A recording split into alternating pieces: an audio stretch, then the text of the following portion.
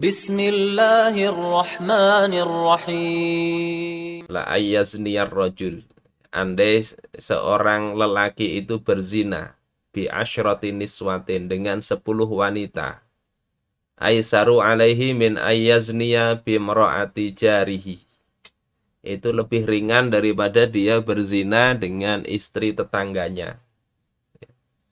La ayyasriqar rajulu min asyrati abyatin. Seorang lelaki yang mencuri dari 10 rumah. Aisaru alaihi min ayyasriqa min jarihi. Itu lebih ringan daripada dia mencuri dari rumah tetangganya. Jadi ini hak tetangga itu salah satunya jangan sampai kita membuat mereka tidak nyaman. Kalau sekarang mungkin dengan banyak kadang musik, dengan suara-suara yang mengganggu, bau-bauan dan sebagainya, kebisingan dan sebagainya. Maka ini ya kita mungkin perlu banyak minta rela dengan tetangga kita. Nah, terus kalau mereka ada cekcok bagaimana? Maka dilihat dulu, jangan sampai kita itu, kalau itu urusan keluarga ya, jangan kemudian kita ikut campur dalam artian mengintervensi tetangga, ya jangan. Percekcokan itu aib mereka. Kalau mereka tidak bertanya, kita nggak usah mengorek-ngorek ya percekcokan itu.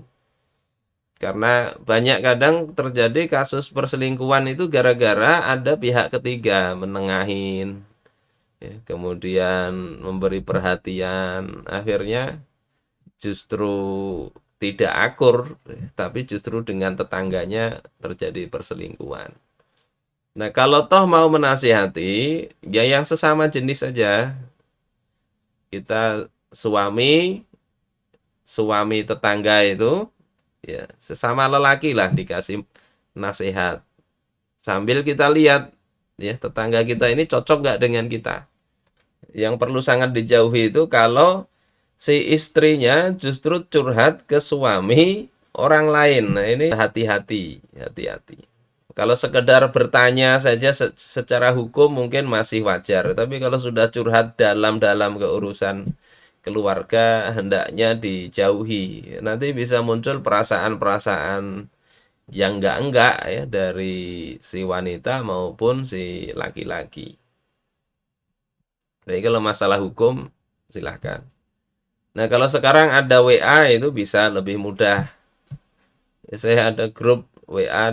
Kadang juga banyak itu yang bertanya masalah keluarga. Cuma untungnya kan di grup itu saya nggak banyak menyimpan namanya siapa itu. Sehingga kalau ada pertanyaan saya nggak nanya ini siapa. Sehingga saya nggak tahu kadang ini yang nanya laki-laki atau perempuan. Insya Allah dari kitanya sendiri tidak muncul ya hal-hal yang negatif. Beberapa waktu yang lalu ada orang yang berkelahi suami istri. Padahal sudah tua. Ternyata sumbernya itu si suaminya penyuka sesama jenis. Ke wanita bisa juga, pacaran juga dengan lelaki. Na'udzubillah. Nah kalau kondisi begini kan ya berat. Kita nggak bisa menyelesaikan juga. Paling kita kasih saran secara hukum kalau orang sudah begitu, apalagi sudah terjadi hubungan seksual sesama jenis itu agak berat disembuhkan. Kalau ada keinginan bertobat dan dia merasa itu sebuah hal yang keliru, itu masih bisa diperbaiki. Ya, walaupun kalau dalam hukum Islam hukumannya berat itu. Tetapi kalau sudah dia merasa nyaman dengan perbuatan tadi, kemudian dinasihati justru marah, ya itu saya rasa tidak ada cara lain selain tadi di dalam hadis ini tadi mana yang hendaknya mufarokoh, bercerai, tapi kan sudah tua. Nah ini kan berat juga ya, kita mau menyarankan bercerai, dia itu sudah tua, cari suami lagi juga susah. Saya nggak berani juga nyaranin itu, tapi secara hukum nggak bisa. Kalau sudah begitu ya bagusnya ya memang pisah. Jadi di sini dikatakan kalau sulit diperbaiki, maka berpisah itu salah satu jalan keluar dan itu halal di dalam Islam. Tapi kalau dia masih taat aja kepada Allah, cuma akhlaknya, perangainya yang buruk, ya, kadang suka marah-marah, cerewet, itu kayaknya bisa jadi semua perempuan kayak kayak gitu mungkin ya. Apalagi pas datang bulan. Dan apa namanya? Masalah rumah tangga itu orang-orang soleh juga punya punya problem seperti itu. Rasulullah juga pernah bertengkar dengan istrinya. Ali bin Abi Thalib dengan eh, putri Rasulullah Shallallahu Alaihi Wasallam, istrinya yakni Siti Fatimah itu juga pernah bertengkar.